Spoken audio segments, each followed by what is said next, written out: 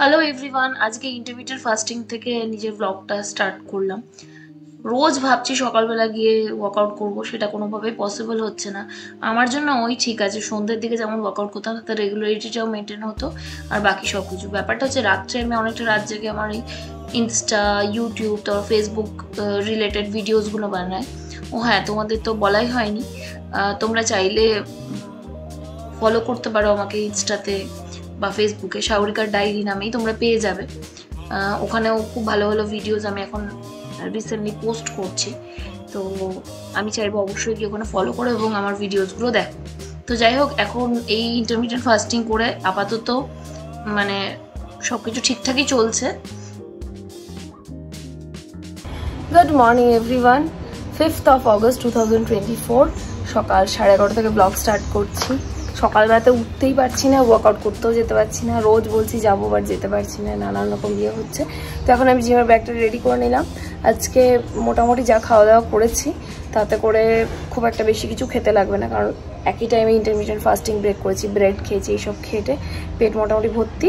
তো 4টের সময় ওয়ার্কআউট করে আবার নিজের ফুড হ্যাবিটটা একটু চেঞ্জ করছি। তো যাই হোক, সেগুলো গ্র্যাজুয়ালি তোমরা জানতে পারবে। তো আজকের দিনটা যা স্টার্ট করা যাক, আর আই হোপ আজকে ব্লগটা তোমাদের খুব খুব খুব ভালো লাগবে। থেকে দেখো, তলা থেকে ভেতর দেখো, পুরো বুঝতে পারবে। দেখতে পাচ্ছ পিয়ালি? এই তোমরা দেখতে পাচ্ছ গার্গী, মালতী, ভূমি? প্রথমে পুরো একদম ওপর থেকে নিচ অব্দি, মানে অনেক সময় আমি দেখছি যে ওপরটা ধোয়া যাচ্ছে কিন্তু ভেতরে হাতে ঢুকছে না। সেটা করলে কিন্তু হবে না, কারণ ভেতরে তুমি যদি জল দিয়ে না ভেজাও তাহলে তো শ্যাম্পুটা হবে না ভালো করে। ঠিক আছে, এবার কতটা জলে কতটা শ্যাম্পু নিচ্ছে, কতটা শ্যাম্পু দিয়ে সবাইকে দেখা। আর তুই তো তোর তখন আন্দাজ হয়ে গেছে, তুই প্রথমে জল নিবি না, প্রথমে শ্যাম্পু নিবি, তারপর জল দিয়ে দেখাবি। মানে ওরা নইলে বুঝতে পারে কতটা জলে কতটা শ্যাম্পু দেখাতে নেই, কতটা শ্যাম্পুতে কতটা জল দেখানোর সময়।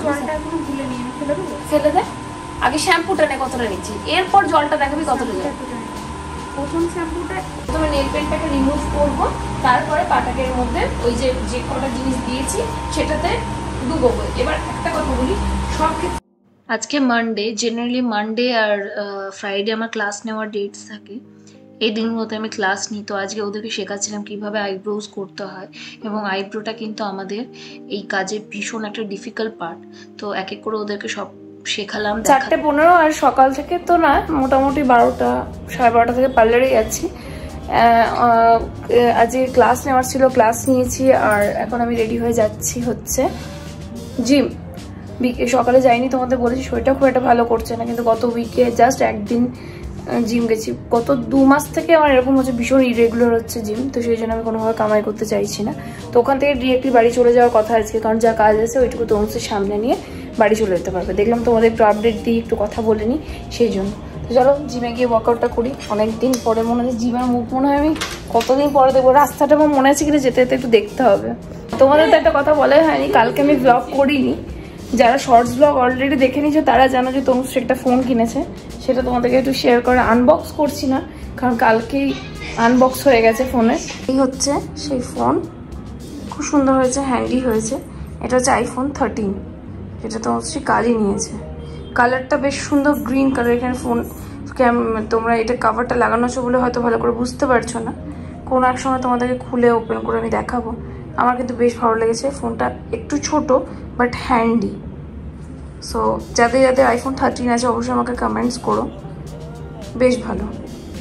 তোমাদের বলেছিলাম না যে জিমের নিচের দিকটা নতুন করে রেনোভেট হচ্ছে, ভাবতে পারিনি এতটা সময় লেগে যাবে কাজে। এবার কিছু করার নেই আর কি, যতক্ষণ ওখানে কাজ কমপ্লিট হচ্ছে ততদিন আর কি ওপরেই ওয়ার্কআউট করতে হবে। এবার কার্ডিও সেকশন বেশি থাকে না বলে একটু অসুবিধাই হয়, মানে বেশিক্ষণ ওয়ার্কআউট করতে পারি না।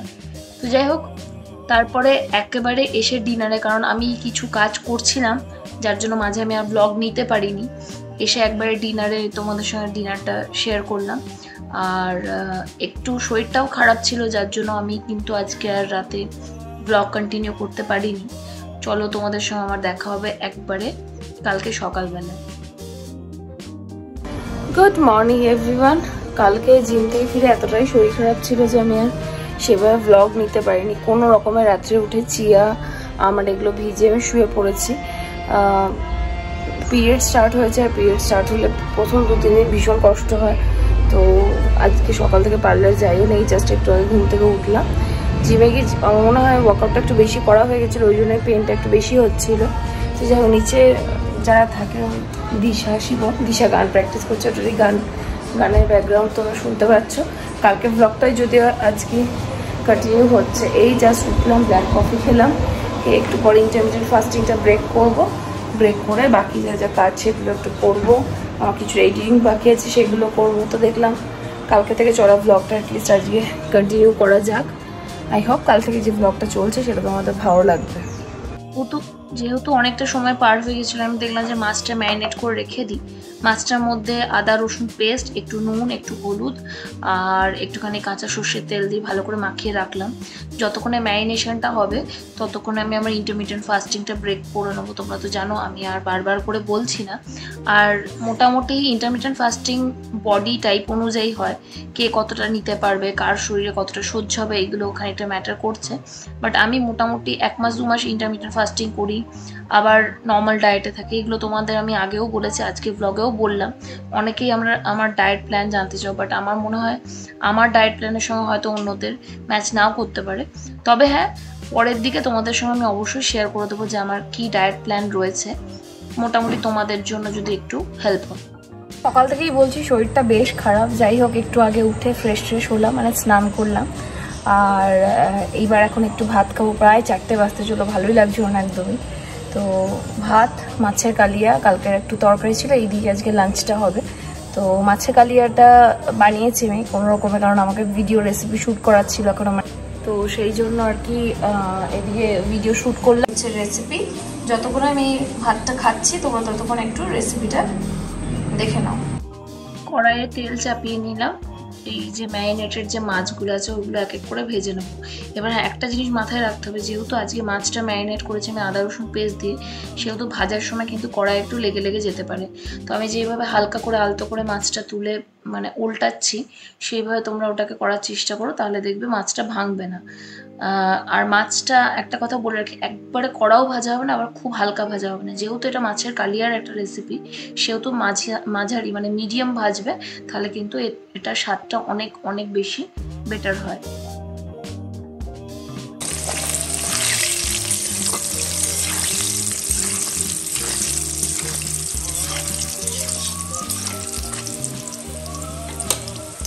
লম্বা করে কেটে রাখা আলুগুলো ভেজে তুলে নেয়। এরপর ওই তেলের মধ্যে গরম মশলা অ্যাড করে আমি দিলাম পেঁয়াজ কুচি।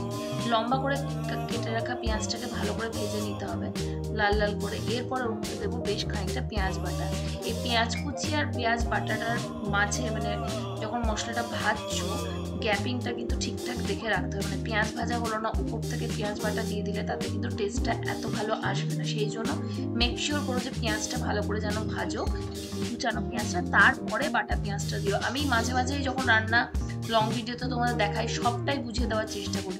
তো তোমরা সেটাকে মাথায় রেখে একটু কাজ করার চেষ্টা করো, আশা করি তোমাদের রান্নাটা বেটার হবে। আমি জানি আমার থেকে অনেকে অনেক ভালো রান্না করো, বাট আমি আমার পদ্ধতিটা তোমাদের সঙ্গে শেয়ার করলাম। মশলাটা কষানো হয়ে গেলে পরে এর মধ্যে দিলাম আদা রসুন পেস্ট, দেন আবারও খানিকক্ষণ কিন্তু এটাকে কষাবো। প্রথমে সবকিছু মিশিয়ে দেবো না, তাতে আমার মনে হয় কষানোটা খুব একটা ভালো হয় না। এরপর আমি এর মধ্যে অ্যাড করব টমেটো বাটা। এখানে কুচানো টমেটো দিচ্ছি না, টমেটো বাটা দিচ্ছি, তাতে গ্রেভিটা অনেক ভালো হবে। খানিকক্ষণ টমেটো, পেঁয়াজ, আদা রসুন এটাকে খুব ভালো করে কষিয়ে নিয়ে আমি এক এক করে গুঁড়ো মশলা অ্যাড করব, যেমন হলুদ গুঁড়ো, লঙ্কা গুঁড়ো, ধনে গুঁড়ো, জিরে গুঁড়ো। এর মধ্যে আমি পরিমাণটাও বলে দিচ্ছি, 1 চামচ লঙ্কা গুঁড়ো, 1 চামচ হলুদ গুঁড়ো, আমি এখানে অ্যাড করছি 2 চামচ মতো জিরে গুঁড়ো, আর 3 চামচ মতো আমি এর মধ্যে ধনে গুঁড়ো অ্যাড করছি। আমি ধনে গুঁড়োটা রান্নায় একটু বেশি দিই, যাতে রান্নার টেস্টটা আমাদের বাড়িতে সবাই পছন্দ করে। এবার তোমরা তোমাদের ইচ্ছে মতো দিতে পারো। মশলা কষিয়ে নিয়ে আমি একটু ফ্যাটানো দই আর ওই বাটিটাই জল দিয়ে ধুয়ে দিয়ে দিলাম একবার, কারণ তাতে অনেকটা দই ছিল। দিয়ে এবার ভালো করে ফ্লেমটা লো করলাম, করে তারপর কিন্তু মশলাটা কষালাম। হাই ফ্লেমে কখনো দই কষাবে না, দইটা ফেটে যেতে পারে। এইভাবে মশলাটা কষিয়ে নিয়ে পরে দেখো যখন মশলাটা একদম লাল লাল হয়ে যাবে, তেল ছাড়া হয়ে যাবে, তখন কিন্তু আমি এর মধ্যে জল অ্যাড করব। আর জল অ্যাড করার সঙ্গে যখন মশলাটা বেশ ভালো করে ফুটে উঠবে, আমি উপর থেকে যে ভেজে রাখা আলুটা সেটাও দিয়ে দেবো। হ্যাঁ, মাঝে নুনটা দিতে বলো না, কারণ নুন ছাড়া কিন্তু রান্নার আর কিছুই হবে না আর কি। নুনটা হচ্ছে মেন ইনগ্রেডিয়েন্ট রান্নার। আচ্ছা, এরপরে যে জলটা দিয়েছিলাম সেটা কিন্তু আমি একটু গরম করে দিয়েছিলাম, এটা আমি বলতে ভুলে গেছিলাম, এটা তোমাদের আমি এখন বলে দিলাম। আমি জলটা গরম করে দিয়েছি, ফুটন্ত জল দিয়ে তারপর আমি আলুগুলো ছেড়েছিলাম। আলুটা যখন সেদ্ধ মোটামুটি হয়েছিল আর একটু ফুটে উঠেছে, তারপর মাছ দিয়ে খানিকক্ষণ ফুটিয়ে নিয়ে আমি এর মধ্যে দিয়েছি খানিকটা গরম মশলা গুঁড়ো, আর তার সঙ্গে অ্যাড করেছি নামানোর আগে একটুখানি ঘি। মানে এই ধরনের যে কোনো রিচ রান্নায় আমি একটু ঘিটা দিতে প্রেফার করি, সেটা চিকেন হোক বা মাছ, তা বলে সব কিছুতে দিই সেটা আমি বলবো না, কিন্তু কিছু ক্ষেত্রে এই ধরনের রিচ রান্না হলে আমি একটু ঘি দিই। ঘি আর গরম মশলার ফ্লেভারটা এই ধরনের রান্নায় বেশ ভালো লাগে। তো মোটামুটি পদ্ধতিটা তোমাদের বলে দিলাম, তোমরা তোমাদের মতো কমা বাড়া করতে পারো, তেলটা একটু কম দিতে পারো। যেহেতু আমি বললাম যে আজকে মাছের কালিয়া একটু রিচ করে করছি, সেই জন্য তেলটা একটু বেশি দিয়েছি। জেনারেলি আমাদের রোজকার রান্না এত তেল ইউজ হয় না। অনেকে আমাকে ইনস্টাতে অনেক রকমভাবে কমেন্ট করেছে আর কি, আমি রান্নায় প্রচুর তেল ইউজ করি এটসেট্রা এটসেট্রা। সেই জন্যই আর কি যারা ইনস্টা দেখে এখানে আসছো তাদের জন্য এখানে আমি আলাদা করে বলে দিলাম যে জেনারেলি আমরা রোজকার রান্নায় এত তেল খাই না, মানে আমি তো খাই না অ্যাকচুয়ালি। তো যাই হোক, রান্নাটা দেখে কেমন লেগেছে অবশ্যই আমাকে নিচে কমেন্টস করে জানিও। আমি তোমাদের যতটা সম্ভব সহজ পদ্ধতিতে এটা করে দেখানোর চেষ্টা করলাম। আমি একদিনও একটা সুতো আমি কাটিনি, স্কিন করতে যাবে না চড়ক করে কেটে যাবে পাতলা, কিন্তু আমি সেই আস্তে আস্তে বই করলি ব্রেডটা।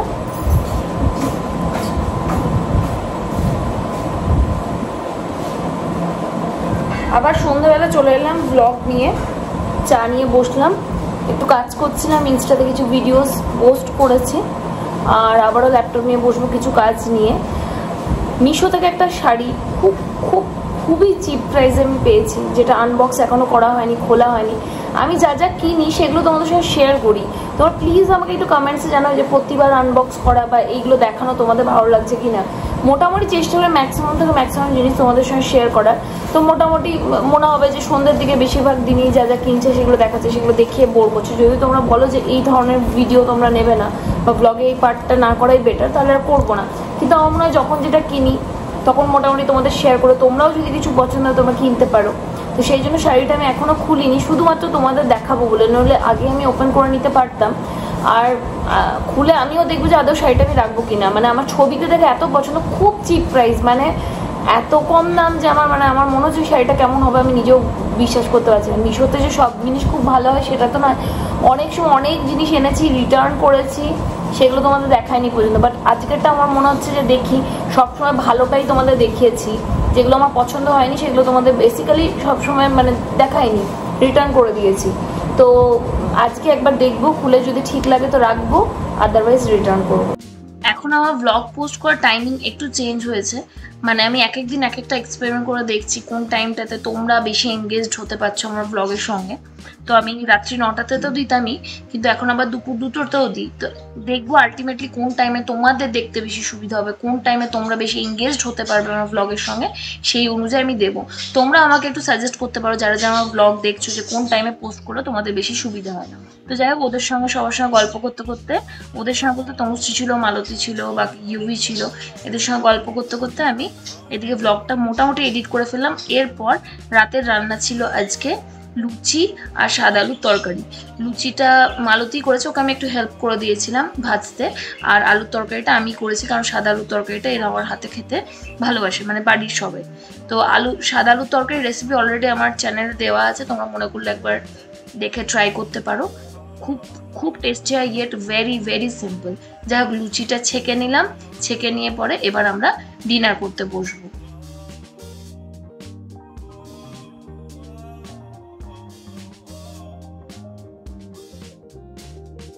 যে লুচি ভাজা হয়েছে, আমি নিচ্ছি 2টো লুচি আর আলুর তরকারি। এদিকে 1 হাঁড়ি লুচি এখনো রয়েছে। সত্যি সুন্দর লাগে। তোমাদের বলেছিলাম যে শাড়িটা যেটা কিনেছি সেটা তোমাদের সঙ্গে শেয়ার করবো, বাট আজকে আর শেয়ার করছি না, মনে হচ্ছে ব্লগটা অনেক বেশি বড় হয়ে যাবে। কালকে ব্লগে সমস্তটা শেয়ার করব, আর ব্লগটা এখানে এন্ড করছি। যদি ব্লগটা কিছু ভালো লেগে থাকে প্লিজ মেক শিওর চ্যানেলটা সাবস্ক্রাইব করে দিও, ভিডিওটাকে লাইক করো, শেয়ার করো অ্যাজ মেনি অ্যাজ পসিবল নিজের ফ্রেন্ডস, নিজের ফ্যামিলির সঙ্গে। চলো দেখা হচ্ছে আনাদার নিউ ব্লগের সাথে। Till then tata bye and take care. সবাই খুব খুব খুব ভালো থাকবে।